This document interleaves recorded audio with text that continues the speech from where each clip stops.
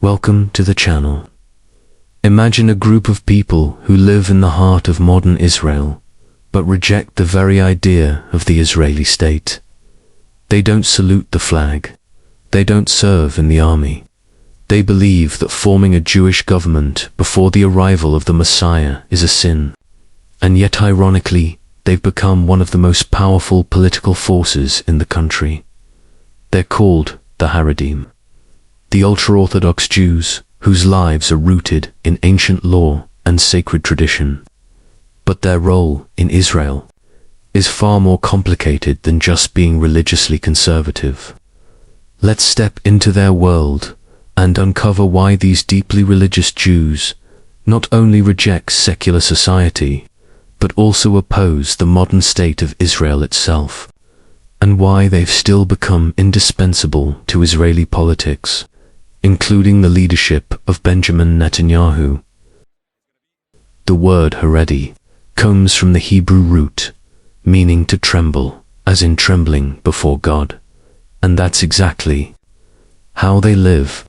Every detail of daily life, what they eat, how they dress, how they marry, how they speak is governed by strict Jewish law, known as halakha. But their story goes far beyond religious rules. It's about identity, history, power. To understand their rejection of Israel, we have to go back in time. According to traditional Jewish belief, the Jewish people were exiled from their homeland because of spiritual failings, and their return must come only with the arrival of the Messiah. Any human attempt to re-establish a Jewish state before that moment is seen as an act of defiance against God's will. So when Zionists, mostly secular Jews, began planning the return to Palestine in the late 1800s, the Haredim didn't see it as a miracle. They saw it as heresy. To them, Zionism was a rebellion against divine order. They viewed the new Israeli state, declared in 1948, not as the fulfillment of prophecy, but as a political, man-made construction rooted in nationalism, not holiness. Some Haredi groups, like Netzach Carter, take this belief to the extreme. They refuse to recognize Israel as legitimate. They don't vote. They don't take government money. Some have even aligned with Israel's fiercest enemies, purely out of shared opposition to Zionism. But most Haredim took a different path. While they never embraced Zionism, they realized they couldn't stay completely outside the system. Over time, they formed their own religious political parties, like Shas and United Torah Judaism. These parties began participating in Israeli elections, not because they accepted the state, but to protect their way of life within it. And this is where things get complicated, because despite believing that the Israeli state is spiritually illegitimate, Haredi politicians now hold enormous influence in Israeli politics. They've secured funding for their religious schools, protected exemptions from military service, and passed laws supporting Sabbath observance, kosher food standards, and religious courts, all while maintaining their belief that the state itself should never have existed. Enter Benjamin Netanyahu. For years, Netanyahu has relied on Haredi parties to maintain his fragile coalitions. In return, he has granted them far-reaching influence over education, marriage laws, and religious life in Israel. But the relationship is transactional, not ideological. The Haredim do not idolize him.